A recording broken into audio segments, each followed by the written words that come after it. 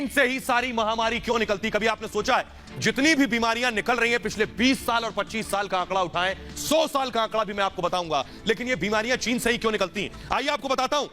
कुछ बीमारियां सिर्फ आपको बताऊंगा, देखिए जरा, आपको साफ हो जाएगा कि चीन से ही महामारियां क्यों निकलती हैं। आपकी टेलीविजन स्क्रीन पर सबसे पहले चीन से जो महामारी निकली, देखिए जरा, सार्स। 2002 में यह बीमारी फैली, गुआंगडोंग में पहला केस इसका सामने आया, 37 देशों में यह बीमारी फैली और हजारों लोगों की मौत हो गई, यह भी चीन से आई। दूसरी बीमारी देखिए, एवियन फ्लू, यह भी चीन से आया। बर्ड फ्लू का एक वायरल संक्रमण है, 1996 में चीन में सामने आया, ये 2000 के बाद कई जगह फैल गया। पक्षियों से पक्षियों में फैलता है ये संक्रमण, इंसानों में भी फैल सकती है, मुंह आंख से संक्रमित हो सकते हैं, यह भी चीन से आया। अब सोचिए सारी बीमारियां चीन से क्यों आती हैं? स्वाइन फ्लू, पिग, चीन में new swine flu virus, pig में मिला यह घातक वायरस इंसानों को भी संक्रमित कर सकता है, तो सवाल यह है यह बीमारी भी चीन से आई।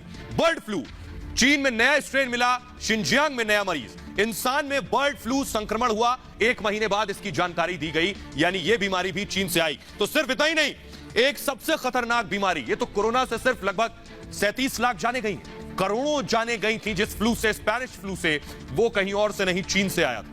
5 करोड़ मौतें हुई थी दुनिया में स्पेनिश फ्लू से, वो भी दरअसल चीन से आया था।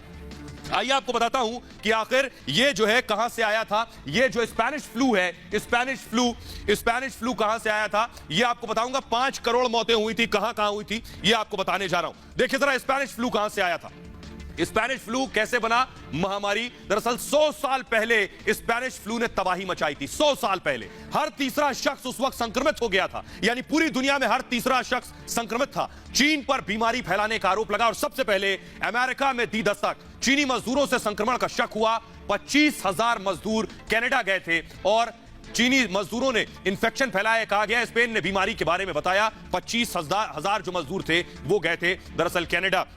आइए अब आपको बताते हैं कि कैसे मौत कोरोना से कितनी हुई चीन की वजह से और स्पेनिश फ्लू से कितनी हुई। जल्दी से आपको हम दिखाने जा रहे हैं, देखिए जरा आपकी टेलीविजन स्क्रीन पर।